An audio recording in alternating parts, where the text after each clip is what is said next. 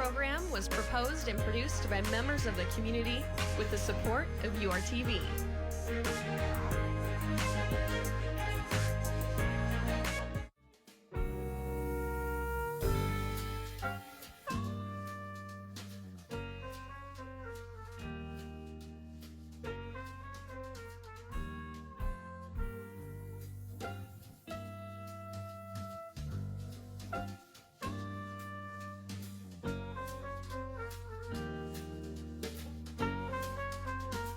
Good day, welcome to Life Is. Our guest this week is Suzanne Harmony. Her pseudonym as an author is Isabella Katchastarr. Her book is called Because I Didn't Tell.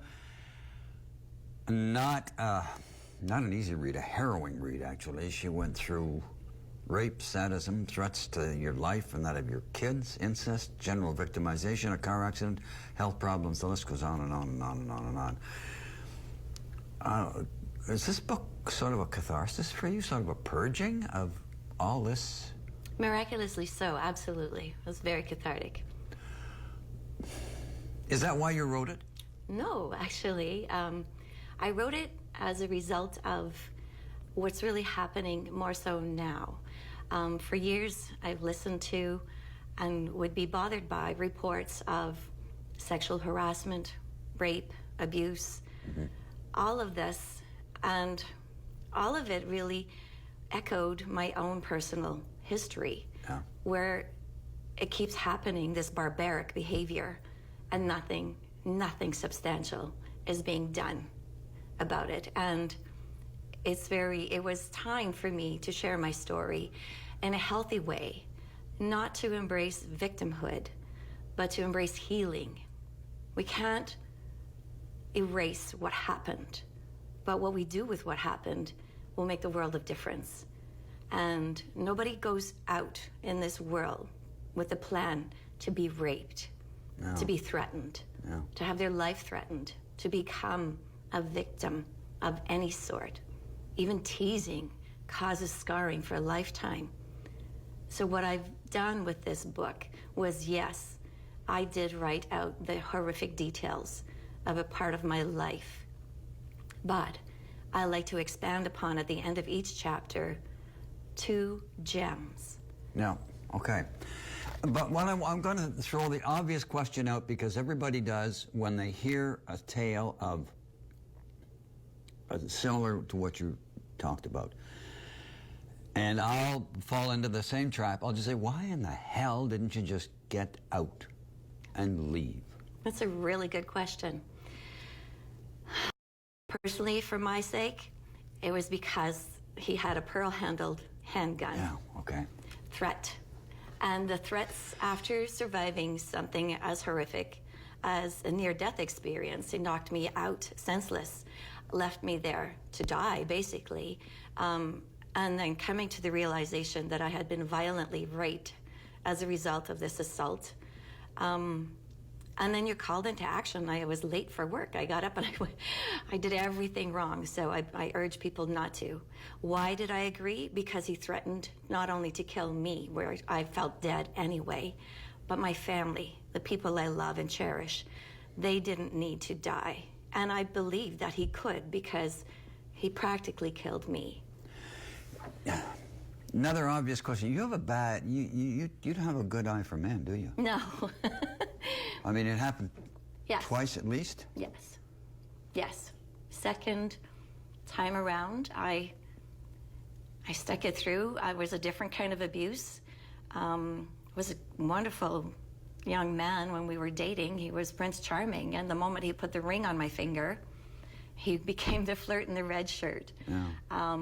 And so his inappropriate activities outside the home must have riddled him with fear, because he'd come home and accuse me of being, of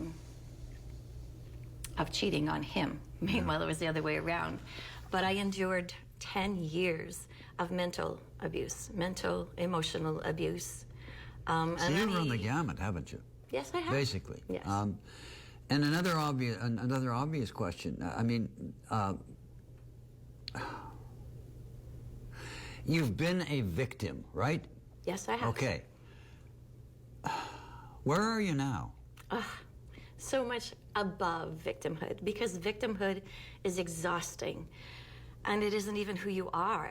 We're all born, I believe, miracles of life, no matter how conception happened, to bring a life into this world and to live your life purposely and fully.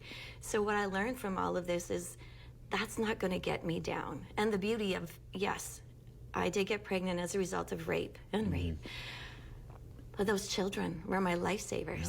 Yeah. And I chose to live for them and make the best life for them. And in so, I chose better for myself. All right. You're writing under the name of Isabella Katchastarr. Yes. And it's an interesting story of how you came up with that name. It almost sounds Native American.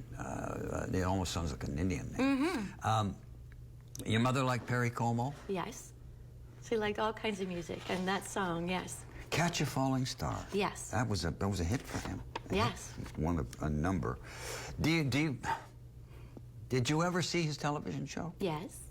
Yes. Okay, so the letters and all that. So you were a fan yourself, too? Absolutely, yes. Okay. That's heartwarming, you know, and survivorship as well in its own right. But also, I felt very many times like a falling star. But I would pick myself up and I would shine again. Okay. Brightly. And the song that I would sing with my mom, and we would harmonize in all of life, as chaotic as it can be, and it sure can be, yeah. I would bring things back to balance and harmony. It's not always easy, but a lot of self-talk, a lot of self-love, and really forgiving myself for the mistakes, so to speak, the errors along my way as a frightened young adult, dealing with much too much. Now you're basically you're talking about Reiki, right? Reiki was absolutely so helpful. Is that the key to you, to what allowed you to come out the other side? Relatively undamaged? It was amazingly instrumental in my life transformation, absolutely, because it brought me peace within myself. And it was a gift from a curse. I suffered migraines. Was this not unusual for victims of sexual assault, any kind of abuse, actually to suffer migraines? Yeah. And really post-traumatic stress disorder, a disorder. I think it's survival.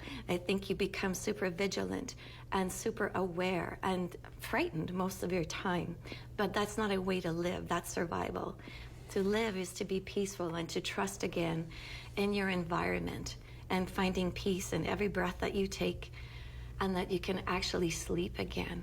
Did you stumble into this? When I was working at a practice and I left to have my third child, they replaced me with a wonderful, wonderful Reiki master at the practice. Not that it was a practice of alternative health, it wasn't. Upon my return, they kept her. The practice was expanding, and I was back in place. And one day I was having a migraine, and I thought, oh, I'm going to have to leave and just, sequester myself into quiet and peace and darkness. Yeah. And she said, would you like me to do Reiki on you? And I said, I don't know what it is, but if it'll abort this migraine, if it'll manage that I can get through the rest of the day, absolutely. And you know what? She just placed her hands on my head and over my eyes and gently over my heart. And within minutes, it stopped. It was aborted. It was like having the hiccups. All of a sudden, they stop. I was waiting for the backlash. I was waiting for it to come back and hit me, and it didn't. It's a hands-on thing? It is. Very gentle laying on of hands. Okay.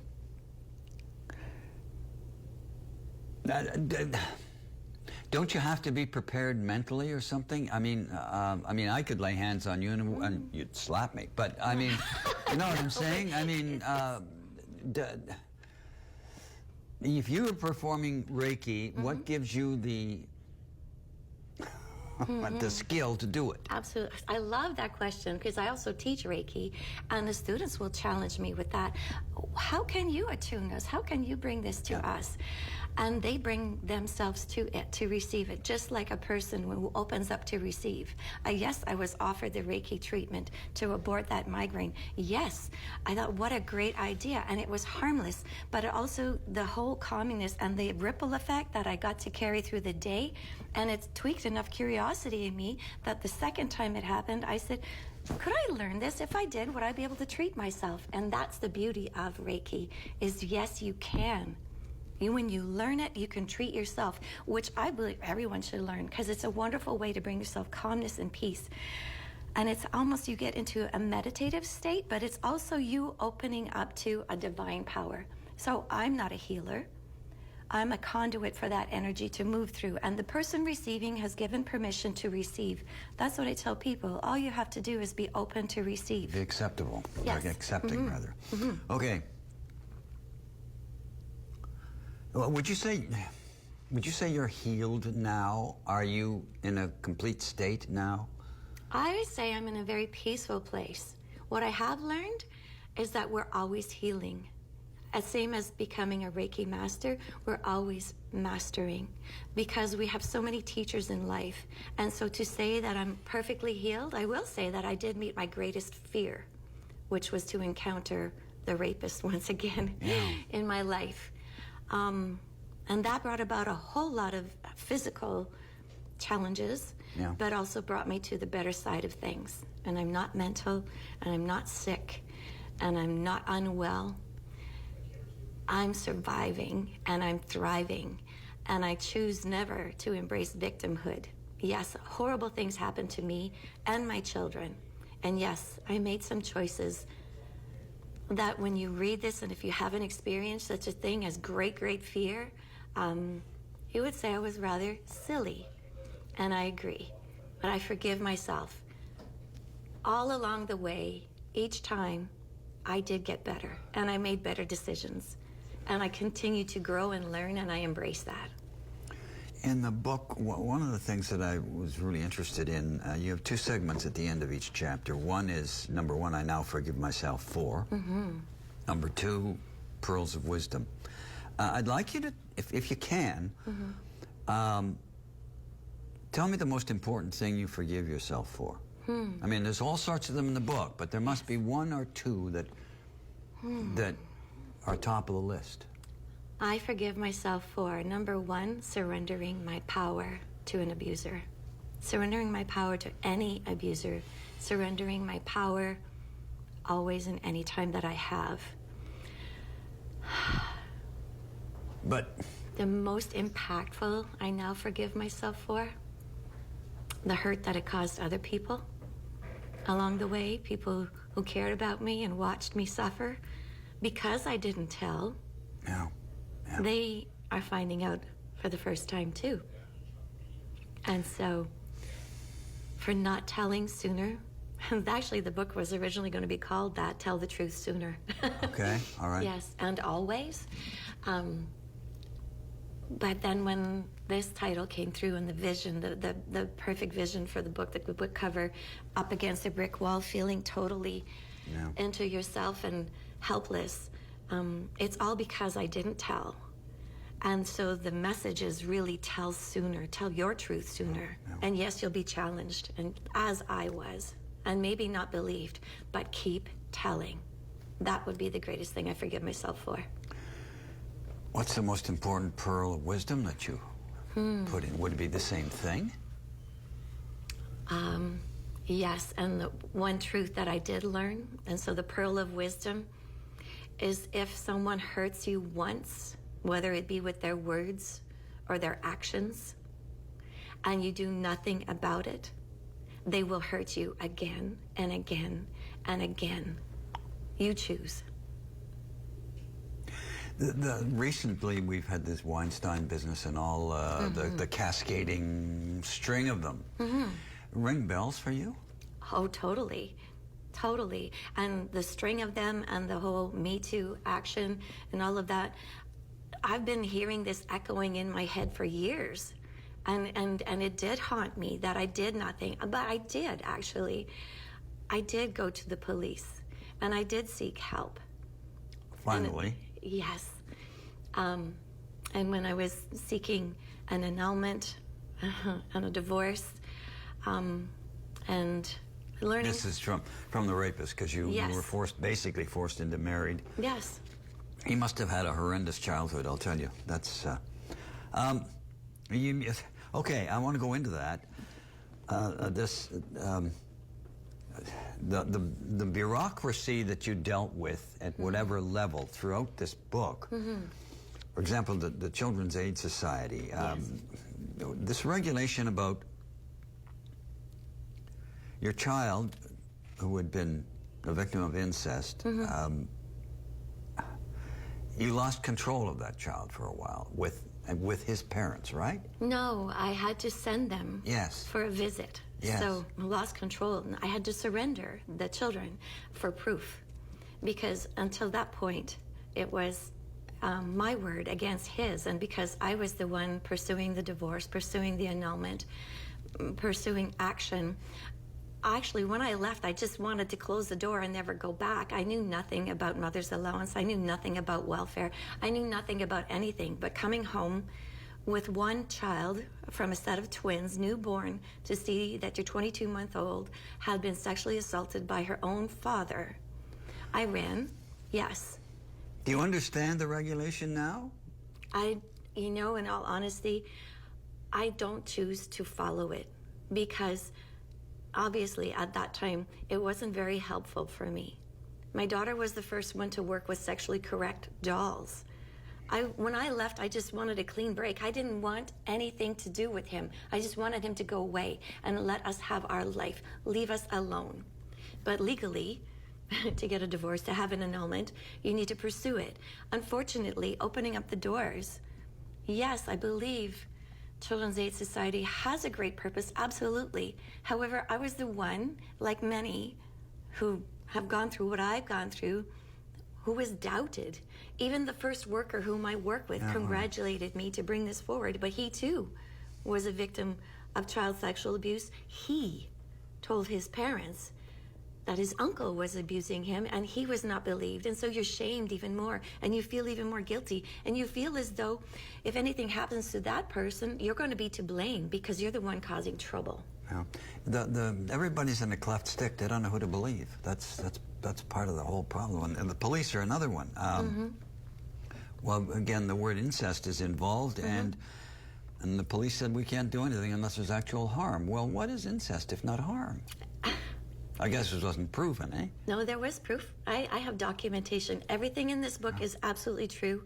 I have all of the documentation. And yes, unfortunately, there was proof. When I got those children back, Christmas 1983, with friends of mine who had a vehicle because I didn't, waiting. And my children were delivered to me. And all I can remember is the look in their eyes. Like, why did you send us there? Why?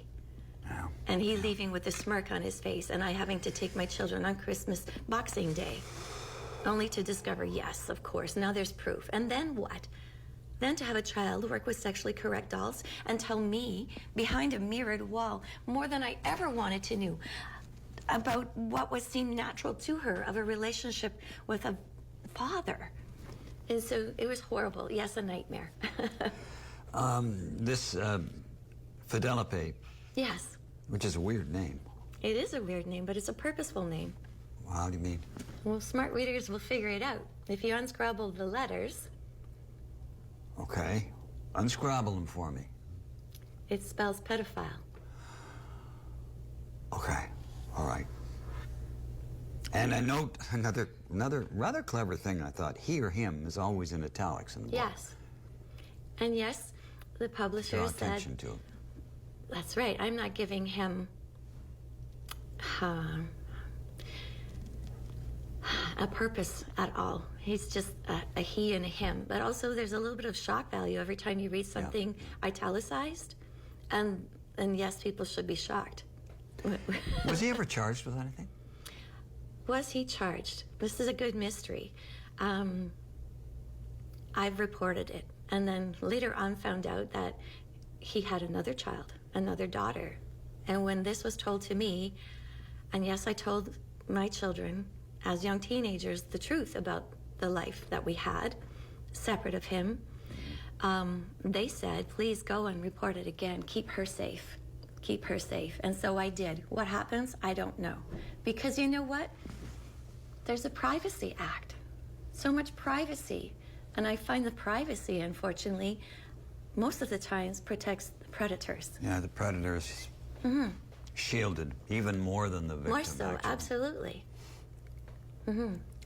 3 children. Your oldest daughter, when you were going to write, came up with your pseudonym Katchastarr, your daughter said, Mom, you're already weird enough. Yes.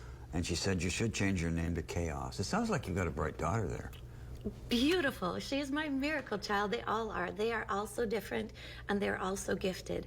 And she has been my blessing. Yes, it was what happened to her that took me away from that ongoing abuse.